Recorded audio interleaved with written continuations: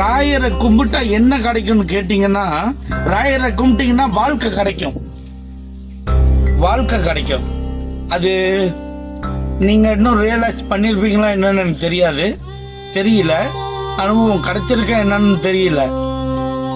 இதுக்கு அங்கிட்டு ஒட்டுமே யூஸ் ஆக மாட்டேன்ற ஒரு கட்டம் வரும். எல்லாத்துக்குமே வாழ்க்கையில் ஒரு கட்டம் வரும். அந்த பரீட்சை பேப்பரை நான் முன்னிக்கே பார்த்துட்டேன். சில பேர் 50 வயசுல பார்ப்பீங்க, சில பேர் 60 வயசுல பார்ப்பீங்க, சில பேர் பார்க்காமலே போவீங்க. நான் 30 வயசுல பார்த்துட்டேன். அந்த பரீட்சை பேப்பரை நான் எழுதிட்டேன். இன்னொன்னு, ராயரை கும்பிட்டா காசு பணம் தான் கிடைக்கும். காசு பணம் கிடைச்சா எல்லாம் கிடைச்சிடும்னு இல்லை.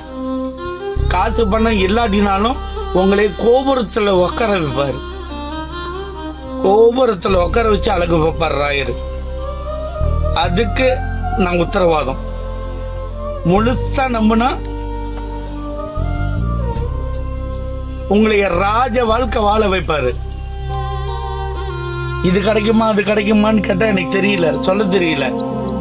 ராயரை கும்பிட்டாலே வாழ்க்கை கிடைச்சிடும். என்னென்னத்தெல்லாம் எழுந்தீங்களோ அதெல்லாம் உங்களுக்கு தேவையான அளவுக்கு மட்டுமே கிடைக்கும்.